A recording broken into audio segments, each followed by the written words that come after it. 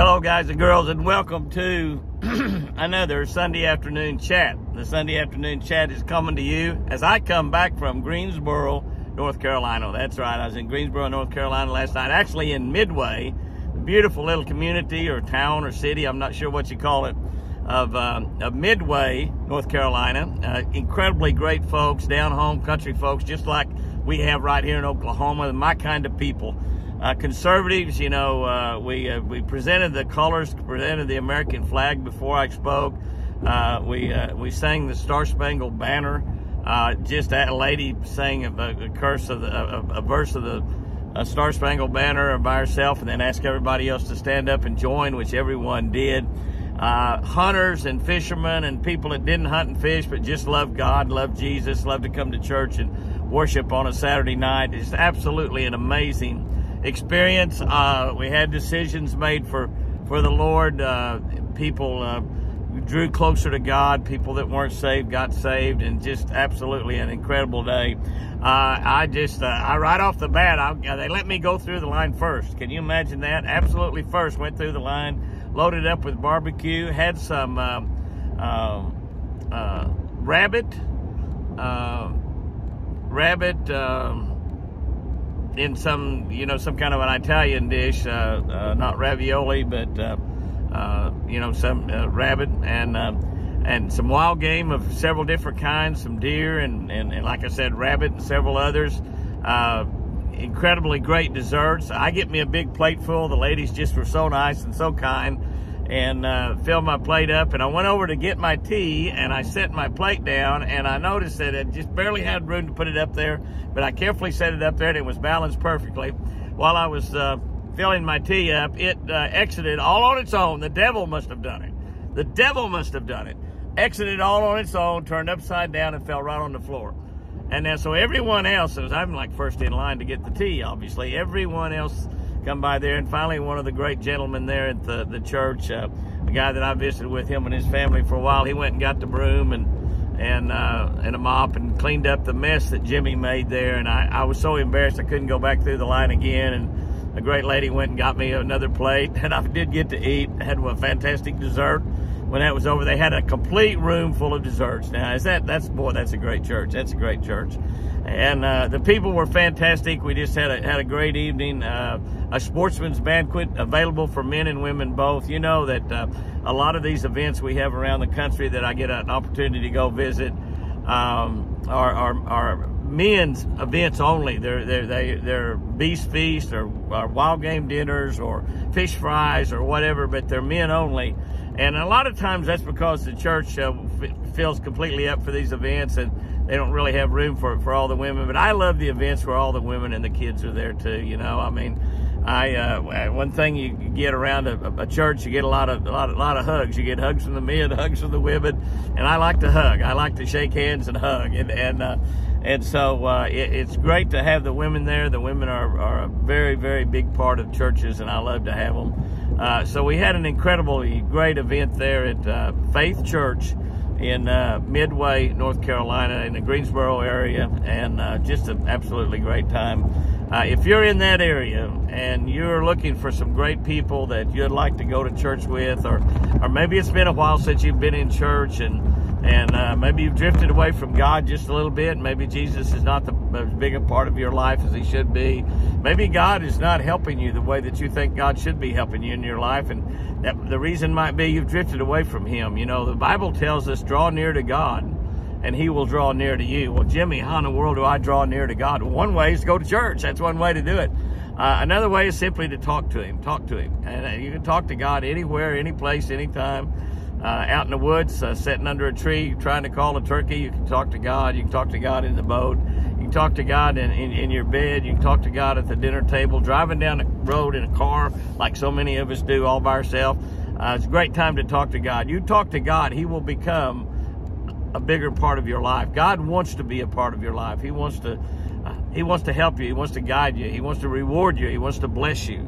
And he certainly will. So that was the highlight of my entire week. We had a great week. I actually went up to Kansas. My buddy Dennis Hamel and Scott and Mark Hamel, we did a little turkey hunting, got absolutely covered up in ticks. I'm telling you, I needed a tick checker, and I finally got back home from my beautiful wife, Chris, and she did some tick checking, and she's only got that one arm that she's able to use, her left arm, but she did pick a few ticks off, and actually Sherry helped her a little bit too. And I was driving back, I found 3 of them stuck in my head.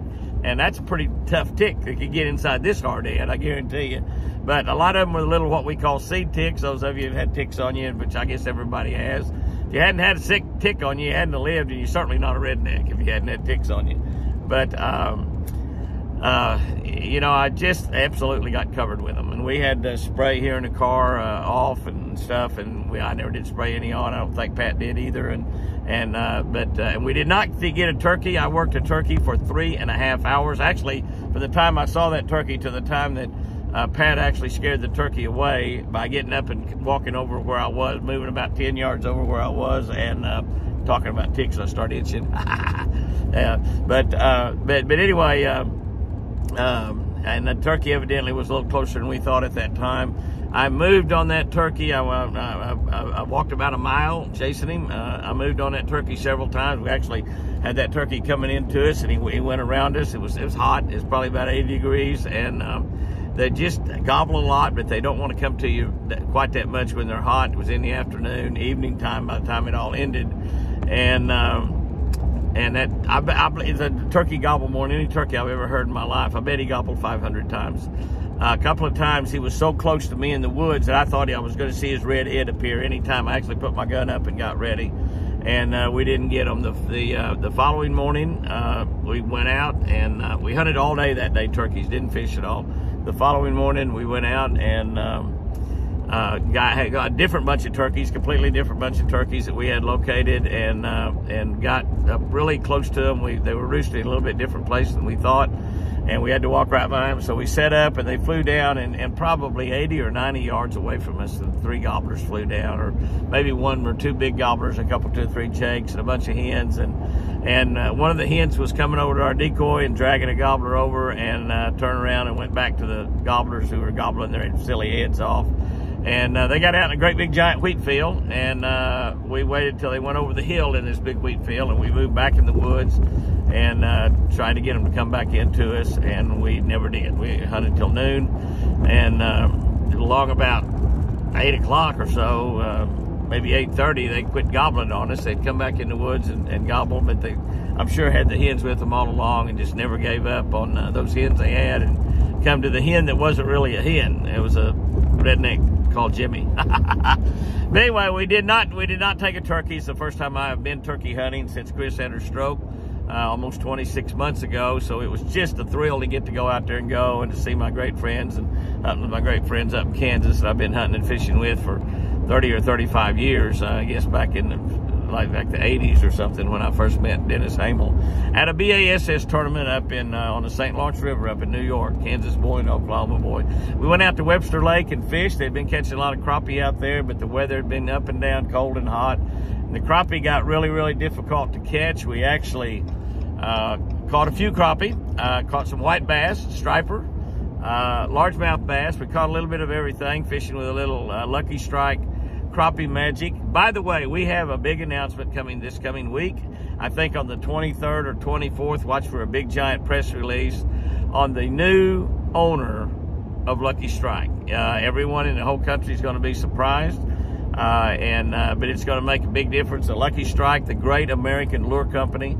Not all of the baits that made by Lucky Strike are made in America, but the majority of them are. We make a lot of the crankbaits, the Red Man spinner baits, the Legend spinner baits, being made over in Greenwood, Arkansas, which is right by Fort Smith, in the old Bill Norman factory, Bill Norman Lures. You remember Bill Norman, a great Christian man, a great friend of mine. I spoke at his funeral, actually carried Bill Norman to the grave. A great, great friend. Fished with him many, many times over the years. And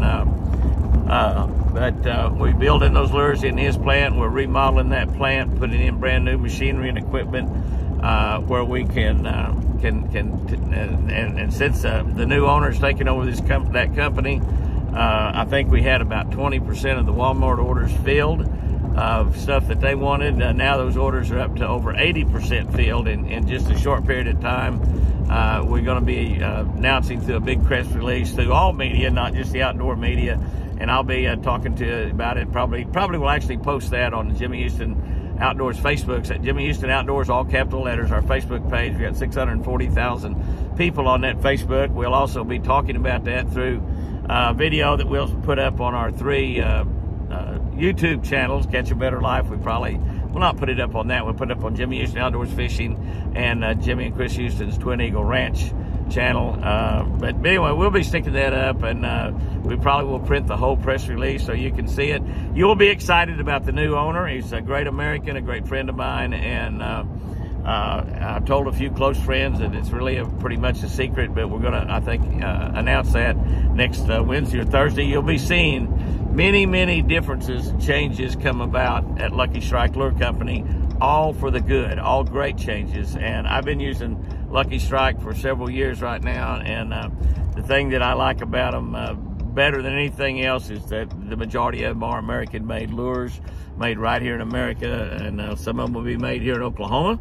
A lot of them will still be made in Arkansas. There will be a few select baits that, in order to have them out there on the turning off the toll road now, guys. I'm sorry about that, but a lot of those, not a lot, but some of those baits will continually be made principally in South America. There'll be a few made in South America.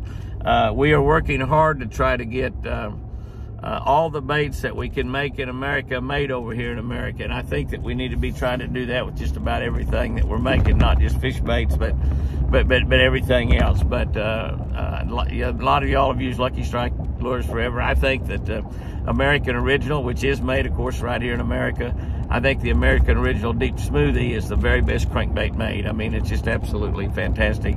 We'll be building that in some different sizes as well. We've got 2 sizes in it now. We'll be building some a little bit larger that'll run a little bit deeper. And there'll be a lot of things happen over the next year or two with Lucky Strike, but we're going to be building fish baits that catch fish. That's the main thing right there. And fish baits that don't cost an arm and a leg. Kind of hard to fish after you've spent an arm and a leg to buy a fish bait anyway. So anyway, that's we had a great week. The first 3 days was up there. I spent the last 2 days with my daughter Sherry and my beautiful wife Chris at Sherry's house, because there was no sense in going back to the ranch for a day or a half a day and then turn around and come back, and be going back to the ranch as soon as I can get Chris picked up from Sherry's house. We've got a big week planned this next week. I've got 23 veterans signed up from the Ardmore Veterans Home that's going to come to the ranch tomorrow for a picnic and a fishing adventure out on the Veterans Pier, which we built back in 2015 when the lake dam broke. We lost our lake went dry, and we built that pier on dry land, which is in about 15 to 17 foot of water right now. And we've got 23 veterans from the Ardmore Veterans Home signed up. We'll be having hamburgers and hot dogs and chips and soft drinks and just having a great time with those veterans. I look so forward to seeing those guys and fishing with them. Many of them are my age. They're Vietnam War veterans, and it just I've had some great friends over there throughout the years, and we've lost a few of them throughout the years also, but it's one of the special events we have. I'll be taking a guy fishing with his father on Tuesday there at the ranch. We donated a trip to Cast for Kids, which is a great organization to get involved with. Cast for Kids is run by professional fisherman Jay Ellis, who fished the last 2 or 3 years of his tournament career back in BASS, and is the full-time national director for Cast for Kids, and that's an organization that takes kids fishing all over the United States. They raise money and they take kids out, and mostly special needs kids, and just have picnics and fishing outings for them, and just do an absolutely great job. They fish off the bank, they fish out of boats. It's just really a special deal. And I've been working with Jay, who's a great friend, great Christian man, and great family man. I've been working with Jay for several years with them, and I usually donate a trip that they auction away for several $1,000s. That trip is coming up this coming Tuesday there at the ranch, so I'm looking forward to that. We've got a big week planned at the ranch. I mean, a big week. We'll be shooting several videos because it'll be kind of fun. We do have some tilapia coming, only about 100 pounds of tilapia. Tilapia's got so expensive we can't afford very much of them, and you know, it's just an annual deal to put in the lake. We nearly need about 500 pounds, but we can't afford that many, and we're going to put about 100 pounds in. The fish will eat a lot of them right off the bat, but a lot of them will also be full of eggs and spawn immediately. And we will hopefully have those tilapia for the fish to eat all throughout the spring, the summer, and the fall, and until the water temperature gets down to 46 degrees, and the tilapia will all die in our lake. You never know. Maybe we'll have a winter where it doesn't do that. They start dying at 48 degrees. They'll all be dead at 46. Also have 1,000 pounds of crawfish coming. And I'm also bringing up a couple, 200 or 300 pounds from my neighbor across the road, John Dixon, who's a great friend and great neighbor. We don't have many neighbors when you have big ranchers all around you, but they're great neighbors. They really are. They're just great people and great family people, and I just love my neighbors. But anyway, they're all great big landowners. They're not little landowners like me, but they're just good people. But we'll be bringing crawfish. We'll be doing a video on that. We usually turn those crawfish loose at night, and we'll be putting 1,000 pounds in the Eagle and also Big Canyon Lake. So that's going to be a fun deal. That's always a fun video when we do that. And we're going to be having a big crawfish boil, which definitely, I think we got about 40 or 50 people, a lot of our friends from over around the ranch there, and our preacher, and several people will be coming over for that big crawfish boil. I think we're doing 5 or 6 sacks of crawfish, and we'll be showing how to do that. And a lot of people from, especially my Coonese friends down there in Louisiana, a lot of them tell us how wrong we do it, but I promise you, my buddies that do it are 14-karat Cajuns. They really know. They're Coonies for sure, and they do a tremendous job. They even got me my own crawfish boiler a few years back, and so we use my own boiler. But we'll be having just a big, fun outing there at the ranch on Memorial Day Saturday, which is next Saturday, and so that's going to be great too.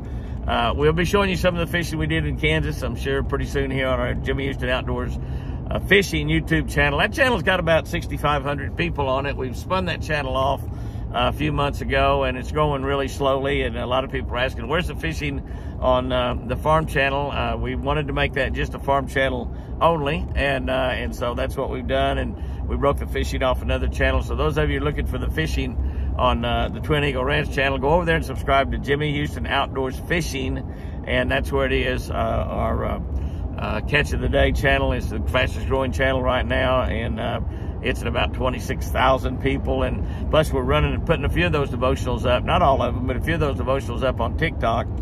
We've had 3 of them lately that have had thousands and thousands of views on TikTok. So one of them over 48,000, another one 36,000, another one 20 some odd thousand. So and a lot of those people, once they see that, are coming over to the Catch a Better Life channel and getting involved with some of you folks over there that are on that channel.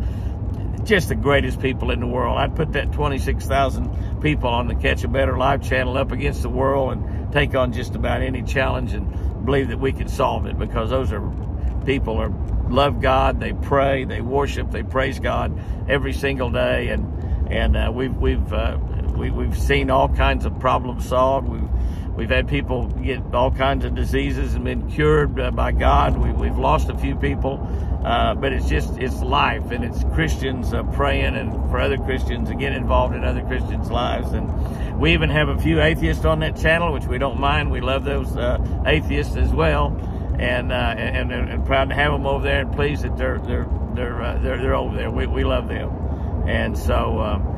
But we got a big week planned. We just had a big week this week. I can't wait to see my beautiful Chris. I saw her. She didn't wake up when I left at 2:30 yesterday morning. I slept in this morning till 4 o'clock, or that's 4 o'clock Eastern time, which is 3 o'clock Central time. So I guess it's been about the same the last 2 days. Be getting up early in the morning, getting ready for the veterans to come in there for a big day tomorrow, and a big week this coming week.